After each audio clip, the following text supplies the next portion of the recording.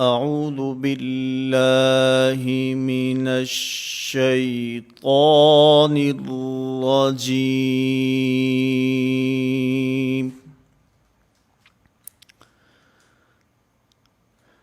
بسم الله الرحمن الرحيم.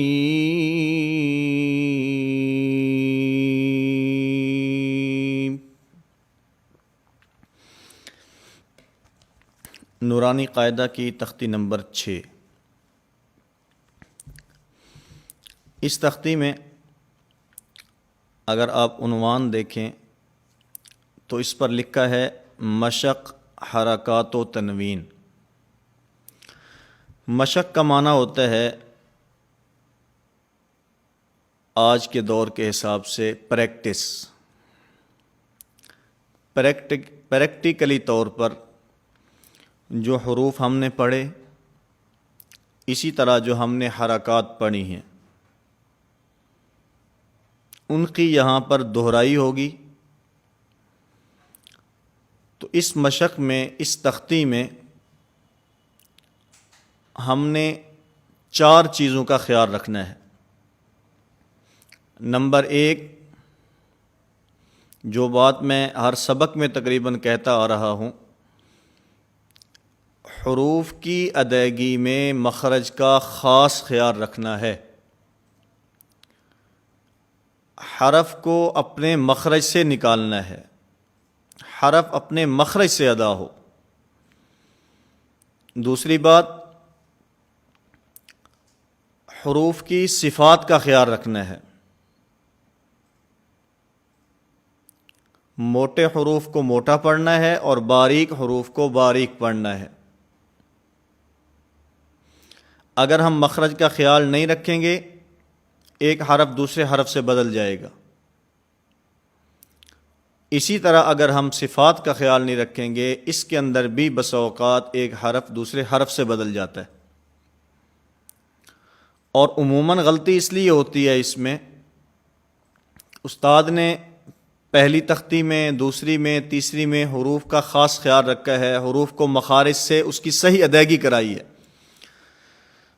اب استاد بھی مطمئن ہوتا ہے کہ میں نے بچے کے حروف ٹھیک کرا دیے،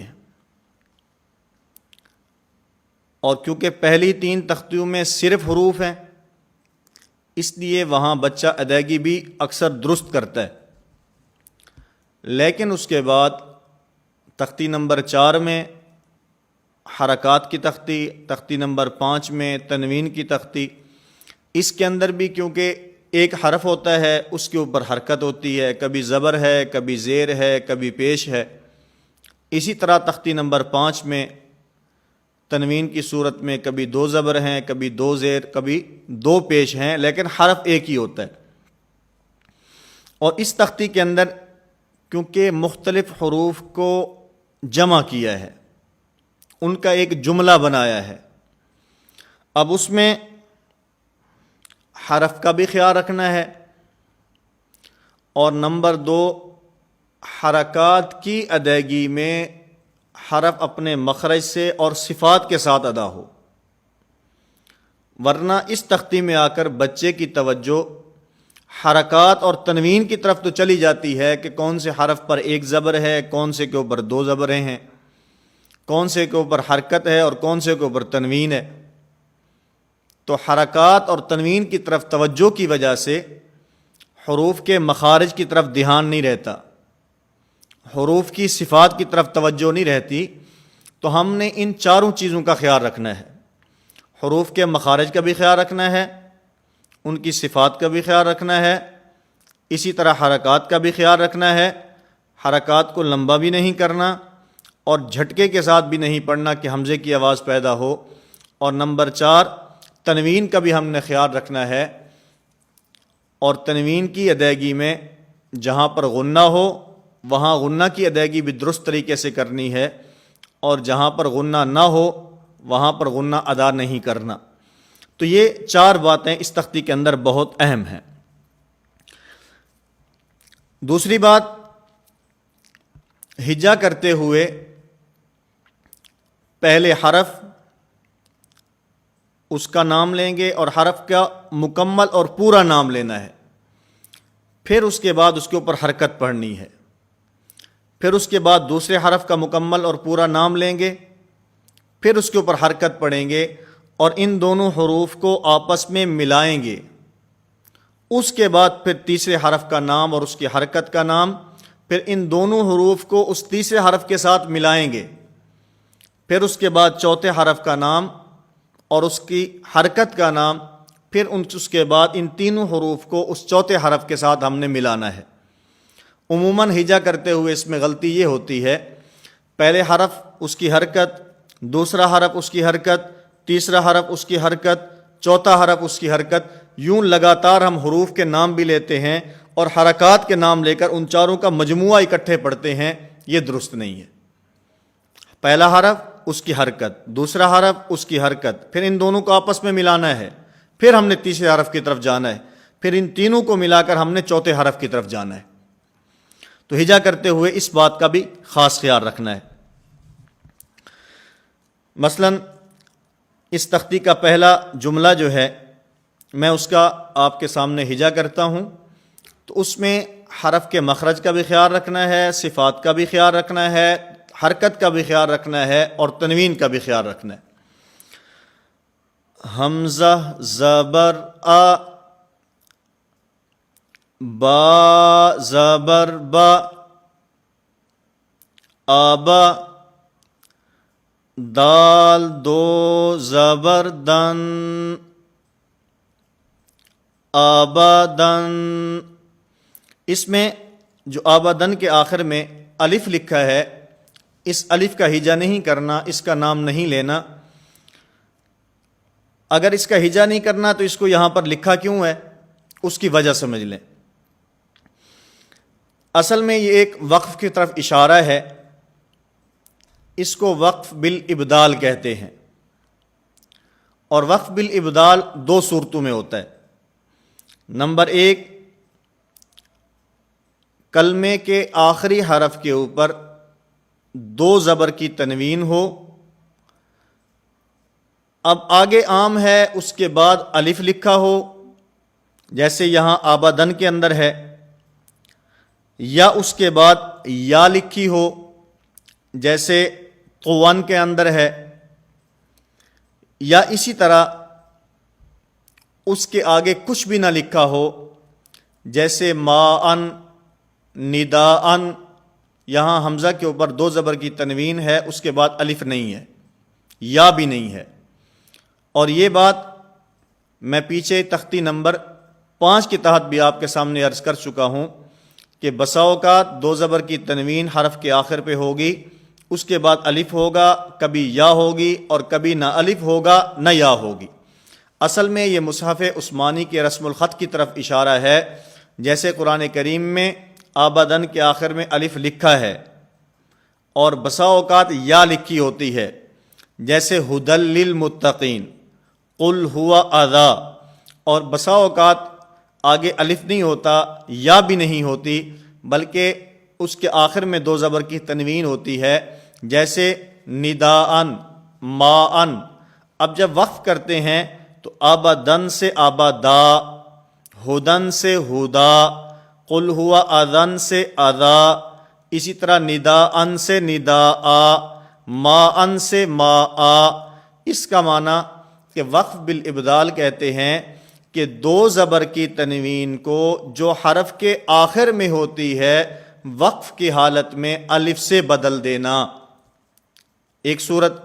دوسری صورت وقف بالابدال کی، کسی جملے کے آخر میں، کسی کلمہ کے آخر میں آخری حرف وہ گول تا ہو، تائے مدورہ، گول تا، تو وقف کی حالت میں یہ گول تا ہا سے بدل جاتی ہے۔ جیسے ہماری اس تختی کے اندر دوسری لائن کے اندر ایک لفظ ہے، ایک جملہ ہے، بارارہ، بارارہ۔ اب یہاں باراراتن، باراراتن، اصل میں یوں ہے، جب وقف کریں گے تو وقف کی حالت میں بارارہ، یہ گولتا ہا سے بدل جائے گی۔ اسی طرح قرآن کریم میں بہت ساری اس کی مثالیں ہیں، القارعۃ ما القارعہ، القارعہ مل قارعہ وما ادراک مل قارعہ، یہ گول تا ہے، تائے مدورہ، اور وقف کی حالت میں یہ ہا سے بدل جاتی ہے، اور اس وقف کو وقف بالابدال کہتے ہیں۔ اسی طرح جب ہم قرآن کریم کی تلاوت کرتے ہیں یا قاعدہ کی اس تختی کے اندر ہمارا جو دوسرا کلمہ ہے اس کا ہجا میں آپ کے سامنے پیش کرتا ہوں اور پھر اس کا وقف آپ کے سامنے پیش کرتا ہوں۔ حمزہ زبر آ، حا زبر حا، آحا، دال دو پیش دن، آحدن، اور وقف کی حالت میں آحد، آحد، اس آ کو لمبا نہیں کرنا، آحد، آحد نہیں، آحد۔ اسی طرح اگلا کلمہ حمزہ زبر آ، خا زبر خا، آخا، ذال ذال زبر ذا، آخاذ۔ تو اس طرح جب اس کے اوپر ہم وقف کریں گے تو وقف کی حالت میں آخاذ، آخاذ، اس وقف کو وقف بالاسکان کہتے ہیں۔ وقف بالاسکان کا معنی کلمہ کے آخری حرف کے اوپر جو حرکت ہے اس حرکت کو ختم کر کے کلمہ کے آخری حرف کو ساکن کر دینا، یہ وقف بالاسکان کہلاتا ہے۔ تو ایک آبادن کے اوپر وقف ہے، آبادا، یہ وقف بالابدال کی ایک صورت ہے کہ دو زبر کی تنوین وقف کی حالت میں کلمہ کے آخری حرف کو ساکن کرنے کی صورت میں الف سے بدل جاتی ہے۔ اور نمبر دو احد، یہ وقف بالاسکان ہے، کلمہ کے آخری حرف کی حرکت کو ختم کر کے آخری حرف کو ساکن کر دینا، یہ وقف بالاسکان ہے۔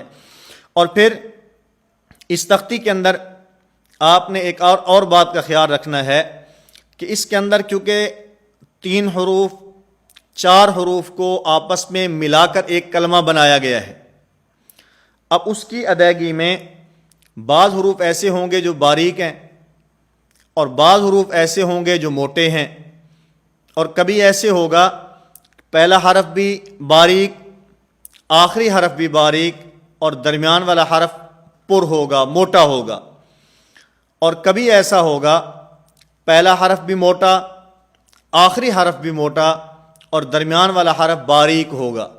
تو ہم نے اس کا خاص خیال رکھنا ہے کہ موٹے حرف کو پڑھتے ہوئے درمیان میں باریک حرف موٹا نہ ہو جائے، اسی طرح جو شروع کے اندر باریک حرف ہے، درمیان میں موٹا حرف ہے، پھر آخر میں باریک حرف ہے، تو ان 2 باریک حرفوں کے درمیان جو پر اور موٹا حرف ہے ان باریک حروف کی ادائیگی میں وہ موٹا حرف جو ہے وہ باریک نہ ہو جائے، اس بات کا خاص خیال رکھنا ہے۔ مثال کے طور پر آخاذ، اب آخاذ، حمزہ بھی باریک ہے، ذال بھی باریک ہے، اور درمیان میں خا یہ موٹا ہے، تو ان دونوں کو باریک پڑھنا ہے اور درمیان والے کو موٹا پڑھنا ہے۔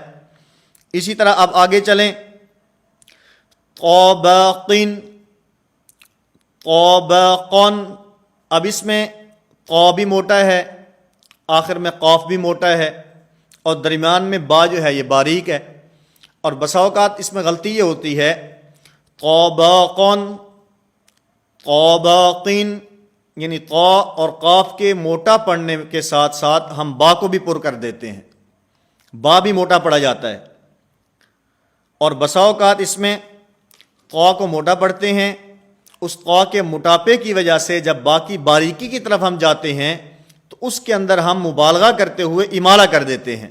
مثلا ہم پڑھتے ہیں طابقین، طابقین، اب طا کو موٹا کیا جا رہا ہے، با کو باریک کیا جا رہا ہے، اور با کی باریکی میں مبالغہ اتنا ہوا ہے کہ وہ با نہیں رہا بلکہ وہ با بن گیا، با، جیسے میں نے پہلی تختی میں اور اس کے بعد کی اسباق کے اندر میں نے یہ بات کھل کر آپ کے سامنے اور پوری وضاحت اور تفصیل کے ساتھ عرض کی تھی کہ خصوصاً وہ حروف جو باریک ہوتے ہیں ان کے آخر میں الف ہوتا ہے، ان کی ادائیگی میں ہم نے اپنے منہ کو اوپر کی طرف کھولنا ہے، منہ کو نیچے کی طرف نہیں کھولنا، اوپر کی طرف کھولیں گے تو حروف کی ادائیگی درست ہوگی، اور اگر نیچے کی طرف کھولیں گے تو اس میں امالہ ہو جائے گا، اس میں الف یا کی طرف اس کا جھکاؤ ہو جائے گا، اور اسی طرح زبر کا جھکاؤ زیر کی طرف ہوگا، تو اس لیے امالہ سے بچتے ہوئے ہم نے حروف کی ادائیگی کرنی ہے۔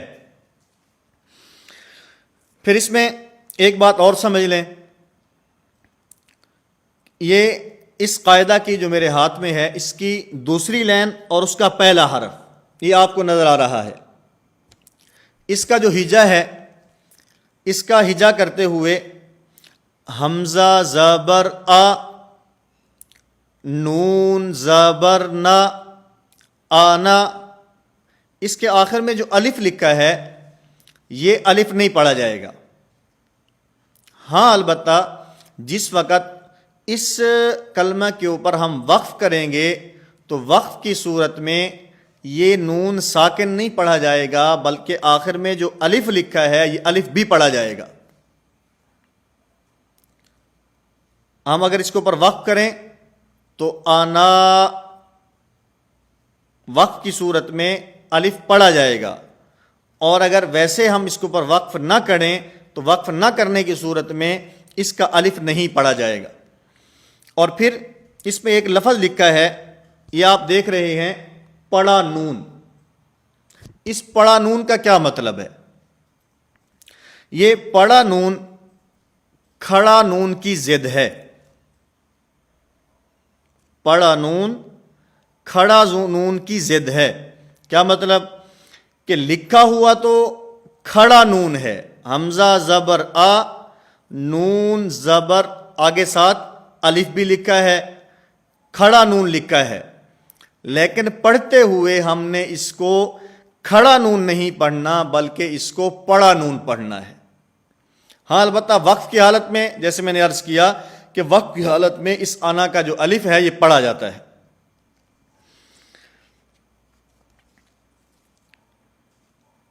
اسی طرح ہماری اس مشق کے اندر ایک کلمہ ہے قوریہ۔ اب میں اس کا ہجا آپ کے سامنے پیش کرتا ہوں، قاف پیش قو، را زیری، قوری، حمزہ زبر آ، قوریہ۔ اس میں قاف کو موٹا پڑھنا ہے، اور اس کے بعد جب را کا نام لیں گے، را کا نام لیتے ہوئے اس کو پر پڑھنا ہے، زیری۔ جب اس کے نیچے کسرہ پڑھیں گے، زیر پڑھیں گے، تو پھر اس را کو باریک کر دیں گے، کیونکہ را کا قاعدہ یہ ہے کہ اگر یہ متحرک ہو اپنی حرکت کے تابع ہوتی ہے۔ کیا مطلب؟ اگر اس کے اوپر زبر یا پیش ہو تو اس کو موٹا پڑھا جاتا ہے، اور اگر اس کے نیچے زیر ہو تو پھر اس کو باریک پڑھا جاتا ہے۔ جیسے باطن، اب ان دونوں را کے اوپر جو ہے وہ زبر ہے، اس لیے اس کو موٹا پڑھا جاتا ہے۔ اور یہاں سرور، سرور، سین باریک، اس کے بعد را کے اوپر کیونکہ پیش ہے، اور آگے بھی را کے اوپر دو پیش جو ہے وہ تنوین ہے، دو پیش والی، تو اس لیے ان دو را جو ہیں ان کو پر پڑھا جاتا ہے۔ اور یہاں قوریہ، اس را کو باریک پڑھا جا رہا ہے۔ تو اس کی وجہ میں نے آپ کے سامنے عرض کی کہ را کے اوپر زبر یا پیش ہو تو پھر اس کو پر پڑھا جاتا ہے، موٹا پڑھا جاتا ہے، اور اگر اس کے نیچے زیر ہو تو پھر اس کو باریک پڑھا جاتا ہے۔ اور جب اس کے اوپر وقف کریں گے تو کیونکہ وقف بالاسکان ہے، آخری حرف کو ہم نے ساکن کرنا ہے، تو یہ وقف کی حالت میں قوری، قوری، قاف کو موٹا، را کو باریک، اور آخر کے اندر حمزے کو ساکن کر دینا ہے۔ اور یہاں قوریہ کے اوپر جو حمزہ ہے یہ حمزہ بشکل یا ہے۔ یہ بات تختی نمبر 2 کے تحت گزر چکی ہے کہ حمزہ جو ہوتا ہے کبھی الف کی شکل میں آتا ہے، کبھی واو کی شکل میں آتا ہے، اور کبھی یا کی شکل میں آتا ہے۔ تو یہاں پر جو یہ حمزہ ہے یہ حمزہ یا کی شکل میں ہے۔ تو ہم نے کل کے سبق میں آنے تک کم از کم ایک مرتبہ اس تختی کی مشق کرنی ہے، اور مشق کرتے ہوئے ہم نے ان باتوں کا خاص خیال رکھنا ہے کہ اس کے اندر مخارج کا بھی خیال رکھیں، اس کے اندر صفات کا بھی خیال رکھیں، اس کے اندر حرکات کا بھی خیال رکھیں اور اسی طرح اس کے اندر تنوین کا بھی خیال رکھیں۔ ان چاروں باتوں کا خیال رکھتے ہوئے ہم نے اس تختی کی مشق کرنی ہے۔